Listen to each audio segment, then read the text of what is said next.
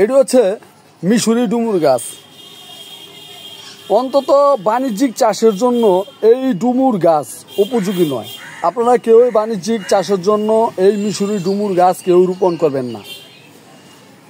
এই গাছটি বছরে সাধারণত একবারই ফল দিয়ে থাকে এবং সেই ফল পাকার ঠিক 8 ঘন্টার মধ্যে যদি ওই ফল না খান তাহলে ওই ফল নষ্ট হয়ে যাবে।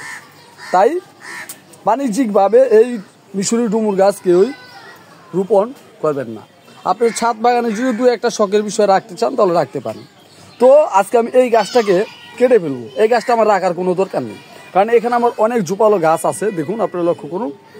তো এইটাও একটা ঝোপালো গাছ, এই গাছটাকে আমার কোনো প্রয়োজন নেই। তো এই গাছটাকে আমরা কেটে ফেলবো, কারণ এই মিশরি ডুমুর গাছ আমার আরও 3টি গাছ আছে, সেই গাছগুলোকে আমি রেখে এই গাছটাকে আমি কেটে ফেলবো। তো বন্ধুরা দেখতেই পাচ্ছেন আমি একটি ছুরি নিয়েছি, ইতিমধ্যে আমি দুটি কূপ দিয়েছি দেখুন।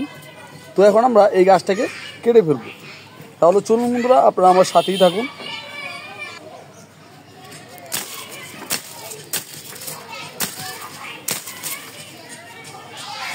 এই গাছের ডালগুলো মোটামুটি ভালোই শক্ত। তো দেখুন বন্ধুরা, গাছটা আমি কেটে ফেলেছি। এই টবটা আমার খুব প্রয়োজন। এই টবের মধ্যে আমি একটি বেদানা গাছের চারা লাগাবো। আমি বীজ থেকে চারা তৈরি করেছিলাম, সেই গাছে ফুল এসেছে। আমি আপনাদেরকে দেখাচ্ছি গাছটা, চলুন।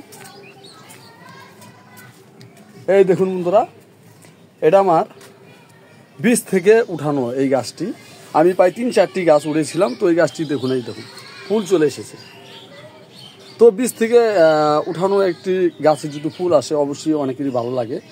আমার এইটাও বীজ থেকে উঠানো, এই গাছটিতে আমার ফুল এসেছে। তো আরেকটি গাছ আছে, সেটাও আমি বীজ থেকে উঠেছি। এটা আমি অলরেডি রোপণ করে দিয়েছি, দেখুন অলরেডি আমি রোপণ করে দিয়েছি। এই গাছটি তো ফুল এসেছিল, আবার ফুল সম্পূর্ণ পড়ে গেছে। তো এই যে এখানে একটি দেখা যাচ্ছে কুলি আবার নতুন করে আসতে শুরু করেছে, দেখুন আপনারা। তো তার জন্য আমি এই মিশরি ডুমুর গাছটা কেটে আমি এখানে একটি বেদানা গাছ রোপণ করব, তার জন্য এই গাছটি আমি কেটে ফেললাম। তো আপনারা অবশ্যই মিশরি ডুমুর গাছের ফল যারা খেয়েছেন তারা অবশ্যই জানেন যে গাছের ফল কী পরিমাণ আসে। এই মিশরি ডুমুর গাছে সাধারণত ফল ভরপুর ফল আসে, কিন্তু বছরে একবার আসে।